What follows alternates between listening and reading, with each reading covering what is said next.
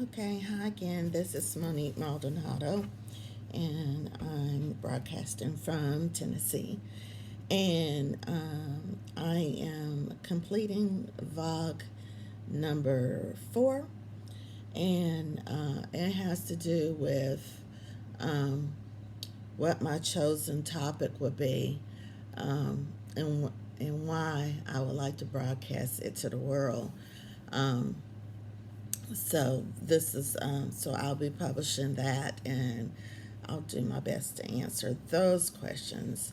Um, it requires a lot of thought on my part, and the reason being that I'm very passionate about it, and I have a lot of interest in this particular topic, and I just want to know why, and I want to know why certain people can thrive under these circumstances and not become ill, and how others um, have the same circumstances or similar circumstances and become very sick. And I would be in that category. And I believe it all has to do with your ability to block um, some of the input that you get um, from the negatives. And I'm really interested in Dr. Bruce Lipton because he is an American biologist, and he did some research on the cells. This research on the uh, cells evolved into several books about consciousness, subconsciousness, and negative thinking, and the impact of negative thinking and negative environment on the body. So I'm very interested in that. Also, it's linked to mental illness, emotional, socioeconomic problems, and which prevents us from being productive humans throughout our life course. It's when we get knocked down, especially with a chronic illness that has no cure that's managed. A lot of us just stop thriving altogether, and we back ourselves into a little box and stay there to death.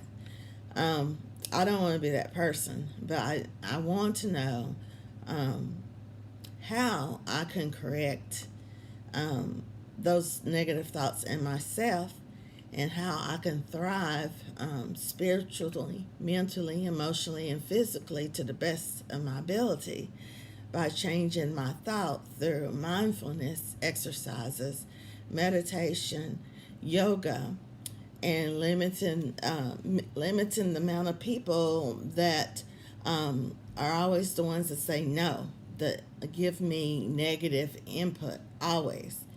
So and then just trying to balance all that out, because it's unrealistic to be able to get rid of everybody that says something negative to you. So I need to develop the skills to deflect it, or prevent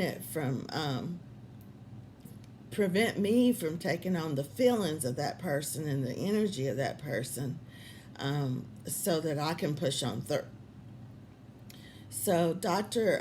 Bruce Linton, he has several books, but the one that attracted me, I think he released it in 2005, The Biology of Belief, Unleashing the Power of Conscious Matter and Miracles.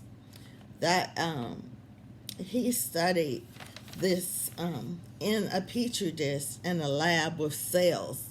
So it's at the basic level, and it has nothing to do with your genes. It has to do with your environment, how your environment is nourished from a cell level in a petri dish. If you're fed toxins instead of good food, are negatives, and you repel from that area, and you kind of just back yourself in a corner on the cells. But if you take the cell in a petri dish and you give it good food, good environmental stimuli, it thrives. So this is similar to in the Bible, the good seed versus the bad seed, and the all of it relates to what you take from the environment, what the environment takes from you. If you're getting good food or versus bad food, if if you're getting um, highly nourishing input or if it's toxic. So it's all a back and forth, good versus bad. But his theories, I'm very interested in it. And he talks about changing your way of thinking from the subconscious level because most of us not even aware that we're doing it, but the what we got from the subconscious level at year 1 through 6 affected how we deal with everything in the environment. It also affects how our energy is displayed. If is it positive energy, is it negative energy? Is it do you draw people in or do you repel people? Do people feel welcome around you or do people feel like you're not don't want them around? So all these are similar to that cell in the petri dish, you know. So what I want to focus on and what I started several years ago is I wanted to pursue um, spiritual enlightenment and to develop a closer relationship um, with Jesus and with my spirituality in an efforts to really know myself and what I want. So I started this several years ago, and I will say that I've come a long way in my thinking, and I'm doing better. But there's always room for improvement, and I haven't even scratched the surface of what I want to learn. So, um, the theory that interests me about Dr. Linton's books is he talks about energy psychology and he talks about the energy waves and the way that the child's mind functions from year 2 to 6 and how it's mixed real and fantasy and that is you're kind of like a recorder, so you're recording everything that's going on around you, what people say to you, what people don't say to you, how people make you feel. um, do they make you feel good? Do they make you feel bad? Do they make you feel ashamed? Do they make you feel like you can do anything? All these are soaked in, and the child is operating at the theta level. And it is the subconscious level. And so everything that you say to people and to children when they're very young, it does matter. And if you pump in only negative stuff, that's what that child's going to believe. They're going to believe that they can't accomplish anything, that they're not worthy, um, that they're not going to be a productive citizen, that they're not a good child. All these things um, varies versus if you um, pump them up or build them up and you have positive speech always and you make them feel like they can do anything, then the more you hear this, the more you start to believe it. So the talk is important. So I think it should be incorporated in just everyday conversations, as well as when parents speak to their children or relatives speak to the children in their village.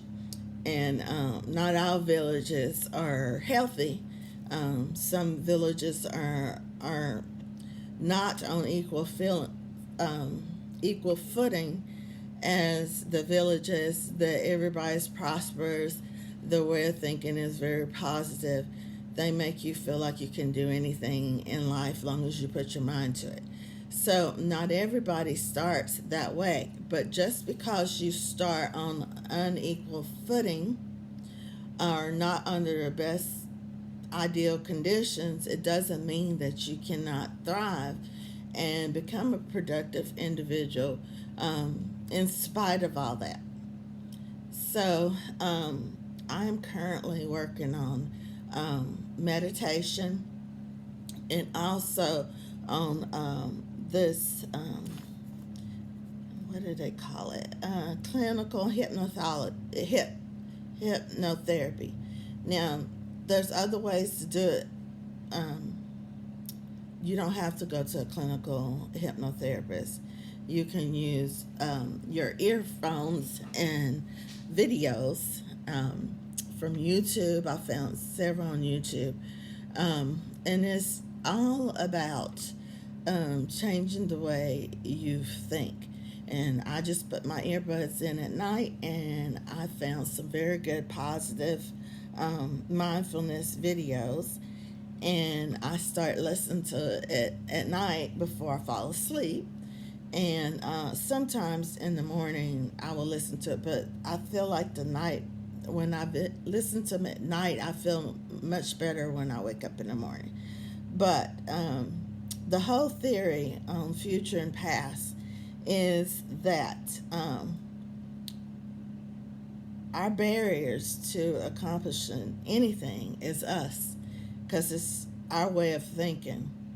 So I'm very sensitive. I'm very sensitive individual. I've always been a feeler. So it was a self-defense mechanism, really, a survival or protective type mechanism, but I developed to be very strong. So in the environment, I feel the energy of other people.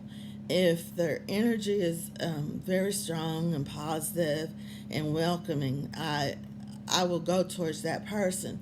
But if the person is radiating a lot of negative energy, with a lot of negative speech, or sometimes just by how body their body language is, I have to force myself to interact with those people. The reason is I cannot block it. I haven't learned how to block some of the energy. I absorb the energy of the person, and the person actually changes how I feel.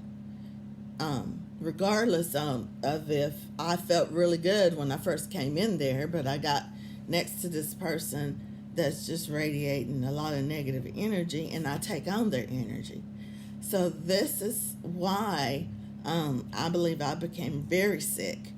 And I would like to sit down with Dr. Limpton and put a strategy or a plan about how to do point from 1 to 5, how to learn to deflect other people's energy and protect myself but still be engaged. So this sensitivity affected me during nursing, because I not only had compassion and empathize with the patient, but sometimes I took on their energies. So I was kind of like a sponge, or kind of like the kids that are just recording. And once my tape or recorder got full, I didn't know what to do with all this energy, which brought on anxiety and depression and insecurities, and fatigue. My body was just completely worn out. And it's because I always said my sponge was way too full. I had all this input, some good, some bad, and I absorbed it. And because I didn't have a way to get rid of it, or I didn't do well. I just stored it, and so I got sick and sicker and sicker and sicker. And my attitude would change depending on who I interact with. If I interacted with a positive, upbeat person, I was positive and upbeat. If I interacted with people that had real dark energy, I would treat them the best I could. But I was ready to get out of there. I didn't want to be next to them for a long time. So they repelled me. But I did take on their energy. And so in terms of growth and being productive, you have to learn how to block these people, because they're not going away. They're not going away. It's 5 different types of people in the world, always, in any given situation, and you have to learn how to deal with them. So I want the tools that Dr. Lipton can share with me on how to thrive in environments that might not be optimal for you, and how to shrug off all that energy that you don't like, the negativity, how to shrug it off and still be your whole person that you were when you came into the situation or interaction with that person, or in crowds, or during social events and functions. So he has several books, and I'm going to have to start from book number one because I've never uh, I've never read any of his books, but he has a whole bookcase worth of books that he's published.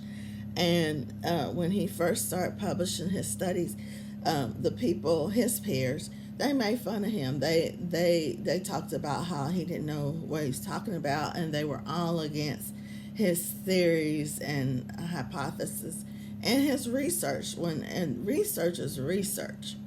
There's no gray areas in research. It's actually like a very specific science with facts. But depending on who's interpreting it, or if they don't want to receive that information, and they go out in the public and talk against it, it just prevents others from learning, and from others' health to get reversed. So anyway, let's see.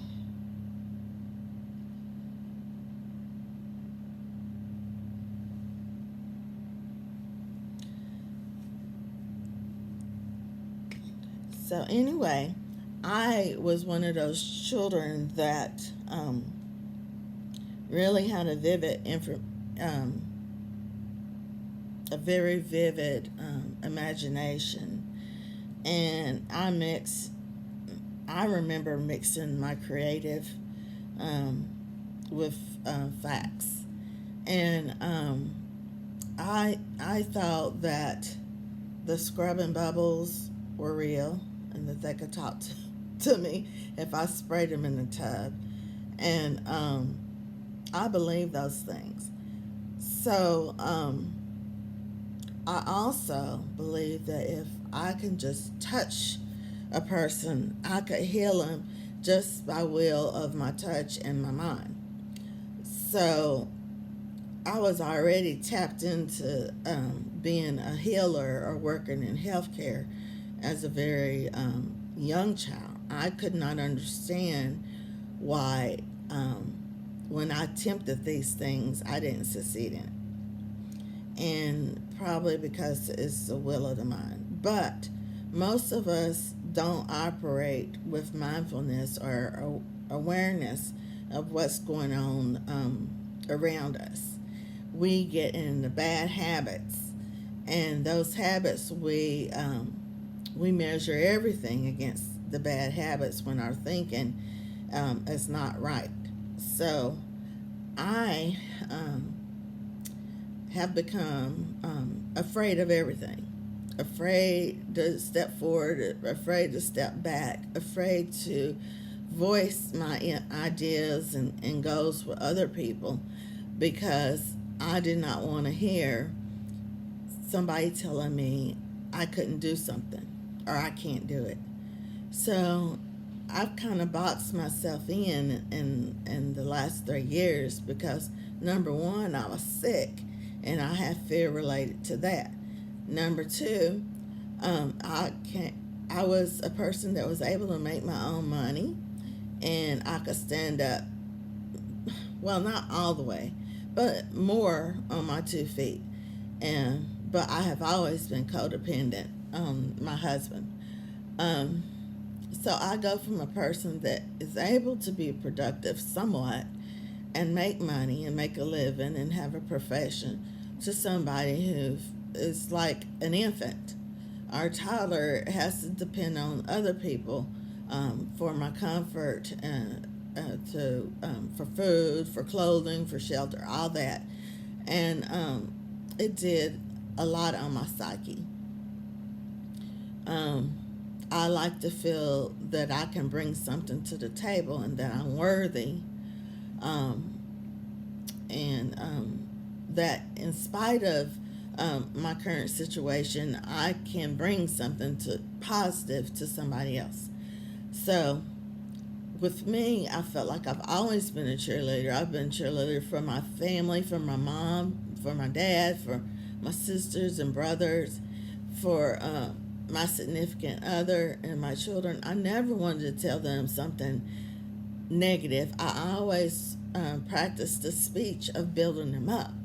But if you don't have somebody that builds you up, you will find that you become very exhausted very fast because you're feeding others the positive energy, the building up speech, but you're not receiving it. It's not reciprocated.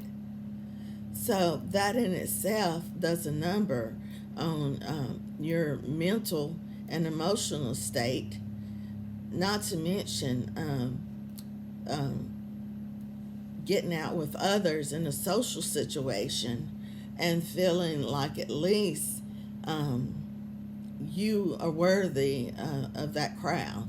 So, anyway, I don't want to talk too much about this, but I thought about it really hard. And I can, if I think back, I remember when I first felt the most fear as a child. And I had a real bad experience with a babysitter. And me and my sister were quite small, I guess 3 or 4 or 4 and 5. We wasn't school age yet. We were going to a babysitter while our parents worked. So I don't know what caused my babysitter to become very upset with us. I believe it was something my sister said, and my response to what my sister said, and the interaction with the babysitter. But this is adult, and here preschoolers. So the end of this situation is my sister gets locked in the closet all day for 8 hours, and I mean in the bathroom all day for 8 hours, which she screamed the whole entire day. And I got locked in a closet, a dark closet that was very stuffy. And I remember crying, and I do remember laying down as flat as I can in the closet and stretching out as much as I can and put my nose toward the little crack up under the door. So that is probably one of my most traumatic experiences as a child, and I believe I've carried it with me. I don't like to be in crowds where I feel like I can't get out if I need to. I don't like laying and sleeping without the fan going because I need circulating air. I don't like to be in elevators that's packed tight and there's no air in it. So these things have followed me, and like a snowball, the fear has grown over time. And I was very, very scared when I got real sick and I realized I couldn't work. So anyway, I'm very interested in awareness, mindfulness, how our mind can prevent us from doing a lot of things, the barriers it causes, and that we put these barriers around ourselves. We box ourselves in by mental language we've received as children, and it carries us through our adulthood. And if these things are not addressed, they will continue to follow us through our whole entire life, and goals that we might have had, we never reached our full potential. So I would like to attend workshops on increasing my spirituality and my awareness, and reversing habitual bad habits through energy psychology. So anyway, my name is Monique, and I'm sorry I talk so much, but I am very passionate about this subject because I'm trying to fix myself. I starting a business, and I don't know anything about business, but I'm willing to learn. But for 3 years, I didn't even attempt it because before, I couldn't even attempt it. I couldn't take step one because I was scared. Thank you so much. I hope you enjoyed my video.